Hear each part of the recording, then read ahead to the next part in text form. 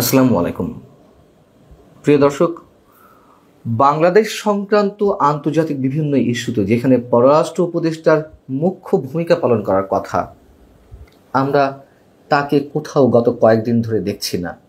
কোথায় আছেন তিনি? কি হয়েছে তাকে কি ওএসডি করে রাখা হয়েছে বা তিনি পদত্যাগ করতে যাচ্ছেন? এই বিষয়গুলো বেশ কিছুদিন ধরে মানুষের মুখে মুখে গুঞ্জন আকারে ছড়াচ্ছে। গত বুধবার পররাষ্ট্র মন্ত্রণালয় থেকে যে একটি গুরুত্বপূর্ণ বিষয়ে ব্রিফ করা হলো, ইরানে ইসরায়েলের হামলার বিষয়ে, সেখানে অবস্থানরত বাংলাদেশিদের কি অবস্থা, এই প্রবাসীদের কিভাবে নিরাপদ স্থানে সরিয়ে নেওয়া যায় বা বাংলাদেশে ফেরত আনা যায়, সে বিষয়ে ব্রিফ করেছেন মন্ত্রণালয়ের ভারপ্রাপ্ত সচিব। আমরা পররাষ্ট্র উপদেষ্টাকে দেখিনি। গত কয়েকদিন আগে যে লন্ডন সফরে গেলেন আমাদের প্রধান উপদেষ্টা ডক্টর মোহাম্মদ ইউনূস, সেখানেও পররাষ্ট্র উপদেষ্টা ছিলেন না। সব জায়গাতে গুরুত্বপূর্ণ ভূমিকা পালন করছেন জাতীয় নিরাপত্তা উপদেষ্টা বহুল বিতর্কিত ডক্টর খলিলুর রহমান। সরকারের পর্যায় থেকেই বলা হয়েছিল যে লন্ডনের এই সফরটি দ্বিপাক্ষিক সফর। যদি সরকারি পর্যায়ের দ্বিপাক্ষিক সফর হয়েই থাকে, সেখানে পররাষ্ট্র মন্ত্রণালয়ের কোনো কর্তা ব্যক্তি ছিলেন না, পররাষ্ট্র উপদেষ্টা তো দূরের কথা, সেখানেও আমরা দেখলাম মুখ্য ভূমিকা পালন করছেন ডক্টর খলিলুর রহমান। ইভেন তারেক রহমানের সঙ্গে যে বৈঠক হলো, সংবাদ সম্মেলন হলো, সেখানেও ডক্টর খলিলুর রহমান। এর আগে যে কয়েকটি সফর হয়েছে প্রধান উপদেষ্টার হাতে গোনা দু একটি বাদে আর সব জায়গাতেই তাকে একেবারে নিষ্ক্রিয় করে রাখা হয়েছিল এবং এখনো পর্যন্ত সেটি চলছে। এবং এই কথাগুলো এ কারণেই বলছি যে গত 16ই জুন জাতীয় নিরাপত্তা উপদেষ্টা ডক্টর খলিলুর রহমান তড়িঘড়ি করে যুক্তরাষ্ট্রে ছুটে গেছেন। কেন তিনি যুক্তরাষ্ট্র ছুটে গেছেন? কার আমন্ত্রণে গেছেন, নাকি নিজ উদ্যোগে গিয়েছেন?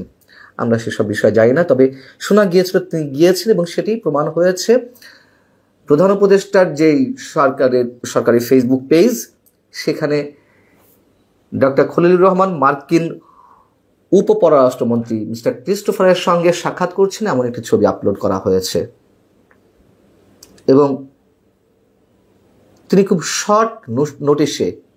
খুবই শর্ট নোটিশে যুক্তরাষ্ট্রে উদ্দেশ্যে রওনা দেন। আমি এর আগে জানিয়েছিলাম যে তার চীন যাওয়ার কথা, সেই যাওয়াটি আপাতত স্থগিত করে তিনি যুক্তরাষ্ট্রে ছুটে গেছেন। এর মধ্য দিয়ে হয়তো যাবেন, যেটুকু শোনা যাচ্ছে চীন সফরও করবেন। এবং মার্কিন উপপররাষ্ট্রমন্ত্রীর সঙ্গে কি বিষয়ে কথা হয়েছে ডক্টর খলিলুর রহমান তার ফেসবুক পেজেও সম্ভবত উল্লেখ করেছেন, অথবা প্রধান উপদেষ্টার ফেসবুক পেজে এটি উল্লেখ করা হয়েছে যে রোহিঙ্গা সমস্যা, বাংলাদেশ ও যুক্তরাষ্ট্রের মধ্যে চলমান শুল্ক আলোচনা, দক্ষিণ এশিয়ার উন্নয়ন এবং বাংলাদেশের গণতান্ত্রিক উত্তরণ, এসব বিষয় নিয়ে আলোচনা হয়েছে। এর প্রত্যেকটিতেই তো বাংলাদেশের প্রতিনিধিত্ব করার কথা আমাদের পররাষ্ট্র উপদেষ্টার, এবং এসব বিষয়ে তিনিই কনসার্ন ব্যক্তি, কিন্তু সব জায়গাতে তাকে অ্যাভয়েড করা হচ্ছে। কি ঘটছে সরকারের মধ্যে?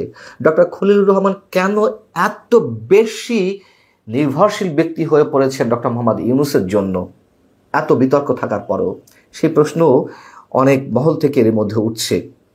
এবং মার্কিন উপপররাষ্ট্রমন্ত্রী কি মন্তব্য করেছেন, যেটি আমাদের সরকারের পক্ষ থেকে জানানো হচ্ছে যে গুরুত্বপূর্ণ সময়ে অধ্যাপক ডক্টর মোহাম্মদ ইউনূসের নেতৃত্বে যে সরকার পরিচালিত হচ্ছে তার খুব প্রশংসা করা হয়েছে এবং বাংলাদেশের প্রতি মার্কিন যুক্তরাষ্ট্রের অব্যাহত সমর্থন মিস্টার ক্রিস্টোফার পুনর্ব্যক্ত করেছেন।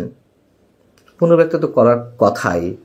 সাম্প্রতিক সময় যা শোনা যাচ্ছে, নির্বাচন ইস্যুতে একটি টু শব্দ পর্যন্ত গত 10-10.5 মাসে যুক্তরাষ্ট্রের পক্ষ থেকে আমরা উচ্চারণ করতে শুনিনি। এবং এই যে সো কল্ড সংস্কার, এখানে সার্বিক বিষয়ে তাদের সমর্থন কেন, কি কারণে, সেগুলো স্পষ্ট, সবার কাছেই, আমাদের কাছে স্পষ্ট। সেনাপ্রধান জেনারেল ওয়াকারুজ্জামানকে সরানোর বিষয়ে নানান ধরনের গুঞ্জন মানুষের মুখে মুখে রটছে এবং তার পরিকল্পনার ছক করেছেন ডক্টর খলিলুর রহমান, এরকম কথাও বিভিন্ন জায়গা থেকে শোনা যাচ্ছে। যাই হোক, যেগুলো কোনো শক্ত রেফারেন্স দিতে পারছে না, সেই বিষয়ে নিশ্চিত করে কিছু বলতে চাই না। বিষয়টি হচ্ছে যে রোহিঙ্গা বিষয়ে তিনি কথা বলেছেন এবং রোহিঙ্গা প্রত্যাবর্তন বিষয়ে আমাদেরকে এর আগে অনেক ধরনের মুখরোচক গল্প শোনানো হয়েছিল এবং সবকিছুর মূল্যে নিশ্চিতভাবে ছিল মিয়ানমারের রাখাইনের উদ্দেশ্যে বাংলাদেশের মধ্য দিয়ে যে কথিত করিডোর দেওয়ার প্রসঙ্গটি, সে বিষয়ে যেন বাংলাদেশের মানুষরা তেমন কোনো আপত্তি না করে। আমাদেরকে কনভিন্স করার জন্য রূপকথা গল্প শোনানো হয়েছিল। কি শোনানো হয়েছিল? যে বিমস্টেক সম্মেলনে যখন আমাদের প্রধান উপদেষ্টা গেলেন, তখন মিয়ানমারের উপপ্রধানমন্ত্রী, যিনি পররাষ্ট্রমন্ত্রীর দায়িত্বেও রয়েছেন, তিনি মানে উথান শিউ, তার সঙ্গেও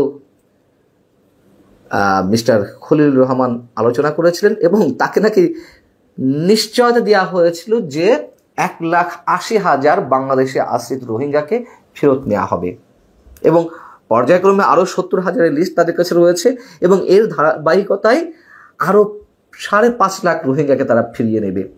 কি আষাঢ়ে গল্প, কি অদ্ভুত গল্প আমাদেরকে শোনানো হলো। এবং যখন বিমস্টেক সম্মেলন থেকে এই বিষয়টি জানানো হয়েছিল, মন্তব্য করেছিলাম যে একজন রোহিঙ্গাকেও পাঠাতে পারবে না, সম্ভব না। এটা চীন মিয়ানমারের ডিরেক্ট তাদের সিদ্ধান্ত ছাড়া সম্ভব নয়। আর আমাদেরকে আষাঢ়ের গল্প শোনানো হলো যে মিয়ানমারের উপপ্রধানমন্ত্রী উথান শিউ তিনি নিশ্চিত করেছেন। সেই নিশ্চয়তার ছিঁড়ে ফুটা কি দেখা যাচ্ছে? উল্টো ইন্টারন্যাশনাল ক্রুশিয়াল গ্রুপ আইসিজির পক্ষ থেকে একটি দীর্ঘ প্রতিবেদন বুধবার প্রকাশ করা হয়েছে। আপনারা অনেকেই জানেন, পড়েছেন প্রতিবেদনটি। তার মোদ্দা কথা হচ্ছে, বাংলাদেশে আশ্রিত রোহিঙ্গারা, তাদের মধ্যে যে বিভিন্ন ধরনের সশস্ত্র গোষ্ঠী রয়েছে, তারা সরাসরি আরাকান আর্মির সঙ্গে যুদ্ধে জড়িয়ে পড়ছে। যেখানে বলা হচ্ছে যে আরাকান আর্মির অত্যাচারে নিপীড়নে নতুন করে রোহিঙ্গারা গত 1 বছরে প্রায় লক্ষাধিক রোহিঙ্গা বাংলাদেশে আরো নতুন করে প্রবেশ করেছে। সেখানে আবার তারা তাদের সঙ্গে যুদ্ধ করছে। এবং এই করিডোর দেওয়ার বিষয়ে যে যুক্তি দাঁড় করানো হচ্ছিল যে ওখানে ত্রাণ পাঠানো হলে আরাকান আর্মি আমাদেরকে সাপোর্ট করবেন, কোন হিসেবে করবেন, কিভাবে করবেন, মানে তার কোনো লক্ষণ তো বিন্দু মাত্র ছিল না। কিন্তু আমাদেরকে এ ধরনের একের পর এক আজগুবি তথ্য, আজগুবি গল্প শোনানো হচ্ছিল। উল্টো মিয়ানমার সরকারের পক্ষ থেকে আমাদের রাষ্ট্রদূতকে ফেরত পাঠানো হলো। আরাকান আর্মির সঙ্গে যোগাযোগ রাখা হচ্ছে বাংলাদেশ সরকারের পক্ষ থেকে। এই কথা তো ডক্টর খলিলুর রহমান সহ আরও অনেকে স্পষ্টভাবে বলেছেন। সেখানে মিয়ানমারের জান্তা সরকারের ঠিক ভালোভাবে নেওয়ার কথা নয়। এগুলোও পুরনো কথা, শুধু একটু মনে করিয়ে দিচ্ছি যে কি হতে যাচ্ছে। এবং করিডোর ইস্যুটি এখনো পর্যন্ত নিশ্চয়ই থেমে যায়নি, যদিও সরকারের পক্ষ থেকে সরকারের নির্বাহী প্রধান, আমাদের প্রধান উপদেষ্টা ডক্টর মোহাম্মদ ইউনূস, তিনি স্পষ্ট করে জাতির উদ্দেশ্যে জানিয়েছেন যে করিডোরের বিষয়টি হচ্ছে চিলে কান নিয়ে যাওয়ার মতো অবস্থা, একেবারে গুজব। যদিও গুজব নয়, এবং সেই জায়গাটিতেই আমরা নোটিশ করতে চাই আমাদের পররাষ্ট্র উপদেষ্টা, যাকে আমি সবসময় একজন ব্যক্তিত্ববান মানুষ হিসেবে মনে করি, যার সাথে আমার ব্যক্তিগত সম্পর্ক রয়েছে, তিনি স্পষ্ট বলে ফেললেন যে এই ইস্যুতে সরকার নীতিগত সিদ্ধান্ত নিয়েছে করিডোর দেওয়ার ক্ষেত্রে। তারপর থেকেই আরো বেশি মাত্রায় তাকে আমরা ঘটনার আড়ালে অবস্থান করছি, যদিও তারও আগে থেকে বিভিন্ন ইস্যুতে তৌহিদ হোসেনের সঙ্গে সরকারের একটা দূরত্ব বাড়ছিল। কেন ডক্টর খলিলুর রহমান আমেরিকা ছুটে গেলেন? কেন সব জায়গাতে তাকে প্রাধান্য দেওয়া হচ্ছে? কেন এখনো করিডোর ইস্যুতে নানান ধরনের গুঞ্জন আমাদের সামনে আসছে? এবং দেশের অভ্যন্তরীণ রাজনীতিতেও আমরা অনেকখানি, আমাদের কোনো রাজনৈতিক দল অনেকখানি এ বিষয়ে ইউটার্ন নিয়েছে। সে বিষয়ে পরে একটি কন্টেন্ট আমি করব। খলিলুর রহমান মার্কিন নাগরিক, কোনো ভুল নেই। তিনি প্রমাণ করতে বলেছেন, আমরা প্রমাণ করব না। তিনি তার পাসপোর্টটি শো করুন আমাদেরকে। এবং এমন একটি ব্যক্তির কাছে বাংলাদেশের স্বাধীনতা, সার্বভৌমত্ব কোনোভাবেই নিরাপদ থাকতে পারে না, এটি অনেকেই বলছেন। এবং খুব গুরুত্বপূর্ণ জায়গা থেকে এই প্রশ্নগুলো উত্থাপিত হচ্ছে। ভালো থাকুন সবাই। আল্লাহ হাফিজ।